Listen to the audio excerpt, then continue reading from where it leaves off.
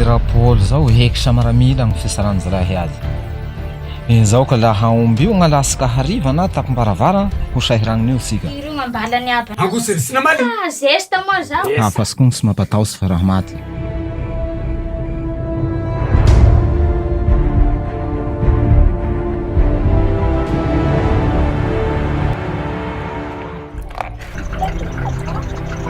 Ito reto kolokolo. Dala irety la tena. Fa io tsy misy gn'anay fanampy anao tokoa. Zay fa raha 15 gramma zao veko. Falara Paul iny tato mihinany mangota. Damo zesta. Dao. Ak milamy zay.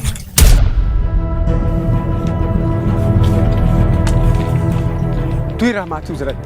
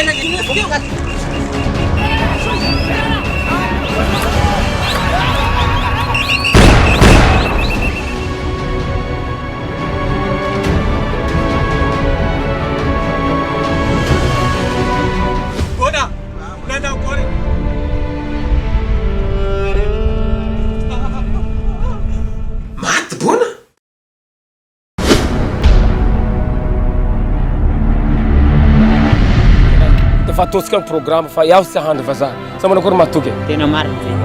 Marina Rapolo satria. Satria zahay tao fa niresaka magnatoy anany.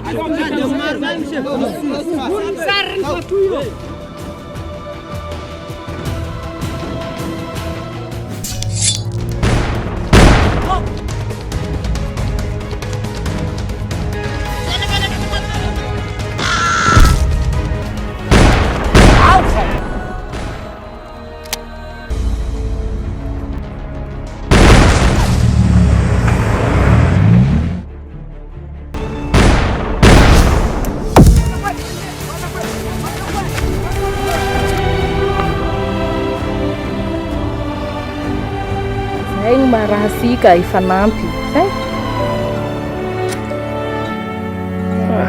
Misaotra anao tena misaotra.